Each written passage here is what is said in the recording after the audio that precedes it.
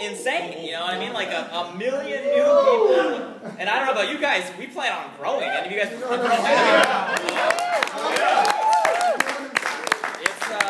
it's nuts. I don't want to let the cat out of the bag, but it looks like we had a pretty crazy story happen last night of another ViSalus first in the history of ViSalus.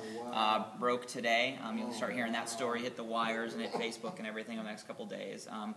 And we're full steam, you know. And we were talking with some of our ambassadors a little bit earlier today. We're going to release some stuff on Monday too that'll give you guys some insight on what we're going to do to add fuel to fire in the month of December.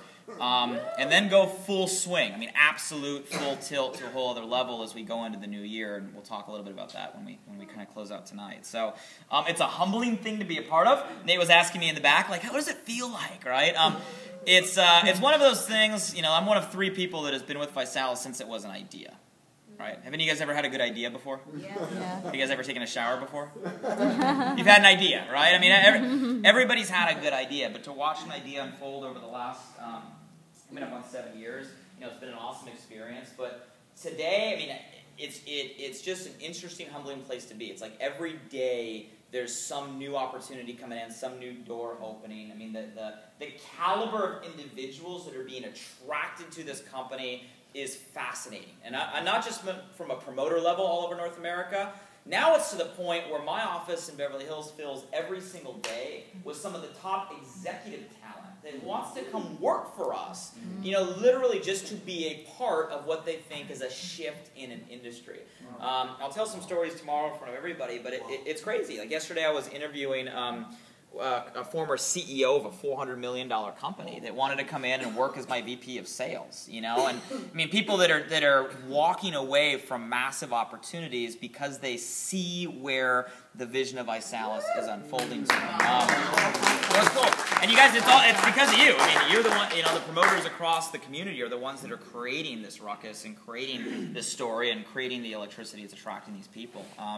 And you know, we got big plays in the works. I mean, sitting in some of these meetings and the level of thinking that the company is at right now, we're not 3 steps ahead. I mean, we're like 11 steps ahead. I mean, we're thinking about how we're going to become the #1 personal transformation platform in the world, right? How we're going to go out there and repeat what we're doing, you know, again, in every state we haven't been to, in every province we haven't gotten to yet, and then eventually on every continent. And those are the things right now that are in motion behind the scenes, in probably a faster pace than most of you guys would even think about or imagine.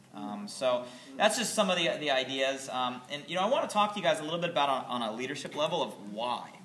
Because this is probably one of the most important questions that I get from everybody is like, it doesn't even make sense, right? 24 months of compounded double-digit growth, you know, 85,000 people joining a month, a BMW every hour, millions of pounds lost. You guys know the statistics. Like, how is this even possible? And what's interesting with ViSalus is it's not like we're in a good economy where everybody is doing this, right? It's not like everybody's growing and ViSalus is just growing faster, which was the case maybe 3, 4, 5 years ago with a lot of industries. When we were in a luxury market, everybody was growing. Some companies were just a little bit faster. We're in a totally different world today. We're in a world where people are not going forward, they're going what? Industries are not growing, they're declining. We're in a climate right now where we're an enigma, right? We're an anomaly, right? Everybody else is going the wrong direction, especially in our space. And here's ViSalus throwing up numbers that everybody's scratching their head, wondering, how in the heck is this even happening? And I want to explain it to you guys from a leadership level because I think it's important that you understand. And you probably already intuitively understand this and know this, but I just want to throw it out there. Quick question. How many of you had been in network marketing or direct sales before ViSalus? Just out of show. Okay, wow. So about half of you. So how many of you had never, this is your first venture into network marketing, direct sales? Okay, good. So about half and half. So that's good. Why is that on the front? Doing the challenge, baby. Leading by example. That was not my slide deck. I did tell my entire staff under all my bios and titles I do want celebrity super fitness model moving forward, and they just laughed at me. I don't know what that means. Joke. Okay, so we throw that down, DJ, because that's gonna annoy me. Here's what I want you guys to understand. You guys are saying the same thing out here in Hawaii that, say, some of the other markets are out there doing. We are in the business of promoting a what? Challenge. Promoting a what? Challenge. Okay. So we are a company that promotes a challenge. In our challenge, we give away how much in prizes? 10 million. How much? 10 million. Say it like it's exciting. 10 million. We give away $10 million a year in prizes, right? Free product, prizes, and vacations. In order to participate in the challenge, all you have to do is set a 90-day goal. Okay, and then select one of 4 Kids. Oh, okay, good. So you guys are kind of understanding this. No matter what kit you pick, you're not going to spend, but you're going to end up Saving. Okay, why are you going to end up saving? Saving money on your what? Groceries. Okay, so you're saving money, right, on your groceries, and if you want to get it for free, all you got to do is refer 3. Okay, good. Okay, so you guys promote the same message that everybody else promotes. Is that pretty accurate? Yes. Okay, here's what you need to understand. And this is, for those of you guys that have been in the network marketing industry, you're going to already understand or know this. For those of you that have never been, it's important for you to understand the difference or perspective of what happens here that maybe doesn't happen or hasn't happened in the last 100 years within kind of our channel or our space. Typically, a network marketing company is either one of 2 buckets. Okay? Typically, a network marketing company or a direct sales company is classified as a product company, which means if I'm sitting down with you to talk about my company, I'm really talking about a product, an ingredient, a scientist, a doctor, a clinical study, a white paper, or some berry from a long-lost island, right? Or some sort of pitch on a product. Not saying it's bad, not saying it's good. There's a lot of companies that have done very well with that. It is just one of the buckets that a lot of companies choose is really a product-first company. How many of you guys have either been in or heard or been pitched by some company that you think is a product-first company? Okay, there's a lot of them, okay? A lot of great ones. Or if they're not a product-first company, they're more of a business-driven company, okay? A business-driven company is something that's really like, well, we have a product, but let's talk about the money, okay? Let's talk about the compensation plan. Let's talk about the opportunity. Let's talk about how we're going to go out there and achieve a lifestyle. How many of you guys have ever heard or been pitched by a company that was more opportunity-focused company? Okay. For those of you guys that have been in the industry, would you agree with me that most companies in the industry would go into one of those 2 buckets, yes or no? Yes. Yeah. And like I said, it's been that way for 100 plus years. There's been multi-billion-dollar companies built off that philosophy. And I've been in this industry for 12 years. All right, you guys probably know most of the background. First half which as a top producing distributor like yourselves, and then the second half obviously founding ViSalus. So I say this with the complete understanding that I've spent most of my adult life in one of those 2 buckets. Okay? And after spending a lot of time in those buckets and doing very well in those buckets, we kind of came to the conclusion that neither of those is very normal. Neither of those is very normal. Okay, you guys like to party out here, right? Yeah. What do you call all day? What do we call? What do you guys go? Where do you go? What do you call your parties? The beach. The beach, right? You're at the beach. You're at the club. You're at the luau. You're at this. You're hanging out with your friends. You're hanging out with your family, and all of a sudden you're like, let me talk to you about this new shake formula. It has trizorb protein. It's diabetic friendly. 23 vitamins. Right? All of a sudden, right? All of a sudden, it gets really awkward. All of a sudden, your friend's sitting there going, what are you trying to sell me right now, right?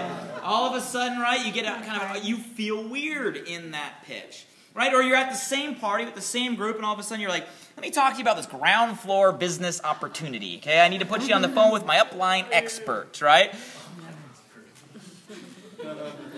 Weird, okay? Weird?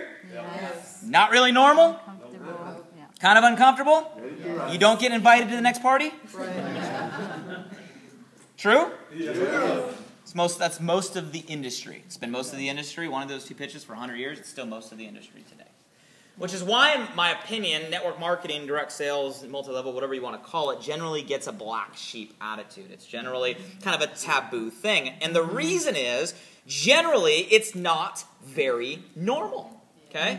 It's also why we spend a lot of time, for those of you guys that have been in the industry. You'll notice in ViSalus, we don't do a whole lot of trainings. We do once a month events, local success trainings, regionals, nationals, right? That's pretty much the extent. There's other available resources and so forth, but you're not sitting in trainings for hours on end every single weekend.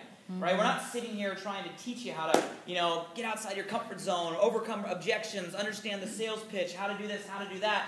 Because the reality is we don't need to. ViSalus, when we launched the challenge, we transcended the normal 2 buckets.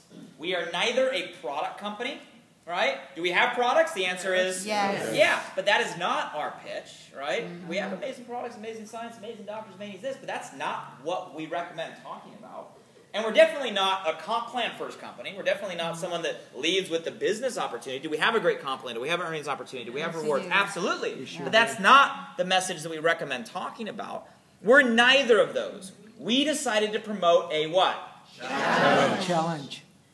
Okay, some of you guys are going to think this sounds like semantics, but this is absolutely a game changer in this space. A challenge is social. A challenge is normal. You can go to the same luau, the same party, the same whatever, and talk to the same people in the same scenario we had before, and you can be like, I'm thinking of starting this 90-day challenge thing, kind of want to drop 10 pounds, we should do it together. Hey, I'm thinking about getting in the gym, man, want to put on some muscle, hey, you should do it with me. Normal? Normal. Social? Yes. Did I sell?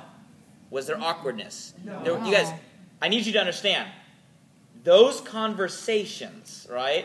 You don't have to teach someone how to overcome objection, rejection, sales pitch, this, that, and the other. The reason you don't have to spend a lot of time teaching it is because it is social conversation. The concept of a challenge is social. As a matter of fact, it's even beyond social. It's actually engaging. What ends up happening when you talk about a challenge, and you guys know this already if you've talked about your challenge, if you actually set a personal challenge, and you actually go out there and talk about your personal what? Challenge. A couple things happen. Number 1, socially accepted. Number 2, which means it's easy to talk about. Number 2, you will elicit support of the people that you talk to about your challenge.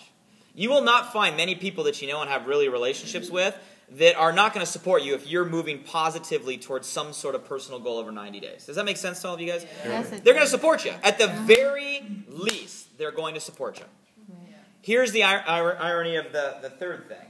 There's something about you declaring your goal and moving toward a positive direction for yourself that actually ends up becoming inspiring to other people. There's something about the word challenge in our human DNA that we just love a good what? Challenge. And if you're going to go out there and take a challenge, and that inspires me indirectly, that I want to do the challenge with you. Has any of you guys experienced this, right? Yes. This all happens in the context of a short, simple conversation about a 90-day challenge. Some people think it's all simple semantics, guys. That's it. The biggest breakthrough that we've done right here is we've taken what has generally been abnormal behavior, pitching products and pitching business, and created a normal social business model where all you have to go out there is promote your what? Challenge. Does that make sense to all of you guys? Yeah. Yes. I know I don't have to teach this to a bunch of Hawaiians, okay? Back in the States, I got to run around and teach people, and my number 1 recommendation is be normal, okay? Just go out there and be normal, okay? Just be what?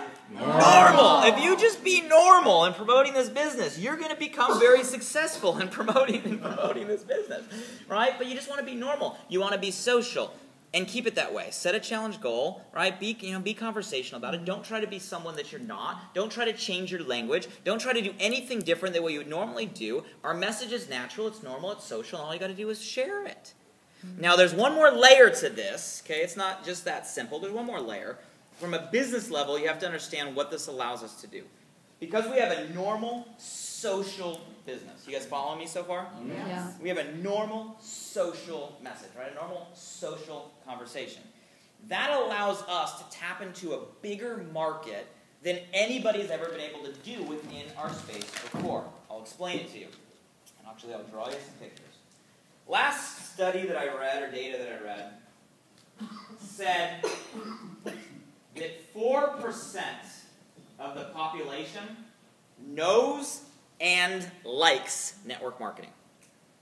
4% of the population knows what network marketing is and has a positive connotation to it. Okay?